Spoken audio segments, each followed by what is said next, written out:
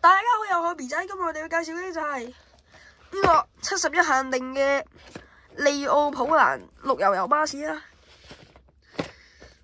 咁我哋俾大家睇下個盒先。咁呢度有微影標誌啦，微影鐳射標誌。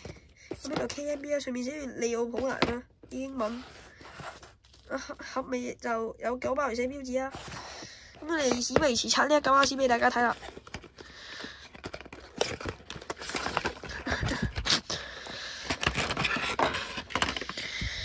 咁我哋呢個綠油油巴士就出咗嚟啦。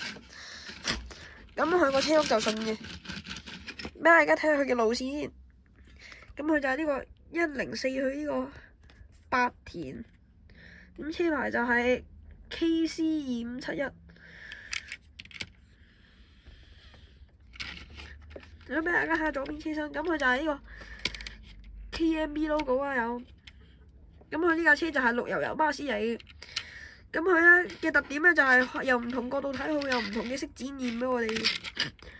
咁佢就會有呢個綠色啦、銀色同埋一個紫色嘅。咁我哋就睇下睇唔睇到嗰啲其他色嘅。呢個應該，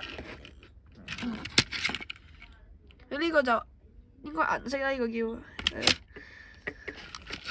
咁個紫色就暫時係唔知點樣先至睇到嘅。咁樣睇唔睇到？而家都係銀色啦，咁個紫色就好難睇到啦。用呢個電話好難睇到。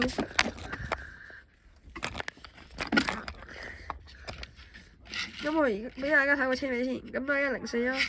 咁右邊車身都係 KMB， 車頂都係呢隻綠色啦。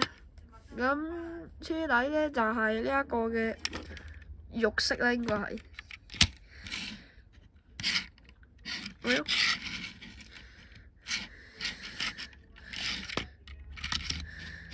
咁今次呢架嘅利奧普蘭綠油油巴士嘅介紹就嚟到呢度，鍾意呢段片記得唔該 like 同埋 subscribe 我哋，多謝大家收睇，拜拜。